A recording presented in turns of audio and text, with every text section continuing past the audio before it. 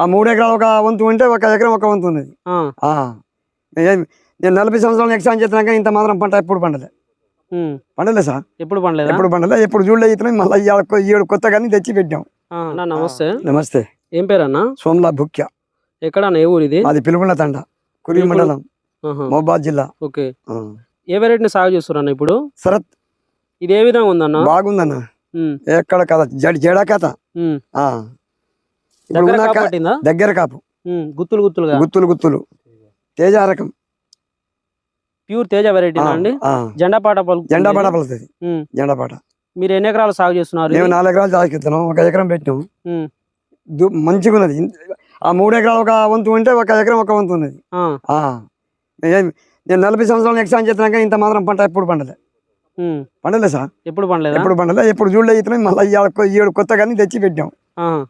మీకు ఎట్లా తెలిసింది సీడ్? అయితే మహబాద్ లా చెప్పారు సార్. కిష్టు మేము ఇద్దరం పోయి తెచ్చినాం. కాయ కూడా బాగా 3-4 ఇంచులు చిల్లర ఉంది. Okay. Teja variety. Teja variety. Okay. దొడ్డు లేదు, మంచి సన్నగా ఉన్నది. తెంపడంలో కూడా మంచిగా తెంపవచ్చు. ఒక చోట 3 ఎకరాలు చూడండి సార్. కూడా బాగా వచ్చింది కదా.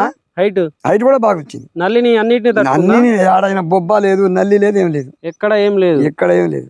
నీట్ గా ఉంది. ఇవాళ డేట్ కనుక చూసుకున్నట్లయితే జనవరి 23వ తారీఖు 2026. తోట మాత్రం ఎక్సలెంట్ గా ఉంది. మీరు ఇప్పుడు ఏ వెరైటీని సాగు చేస్తున్నారు? శరత్. ఏ కంపెనీ అండి? ఫార్మ్ టెక్ అగ్రి సీడ్స్ వారి శరత్ అనే వెరైటీని మీరు సాగు చేస్తున్నారు.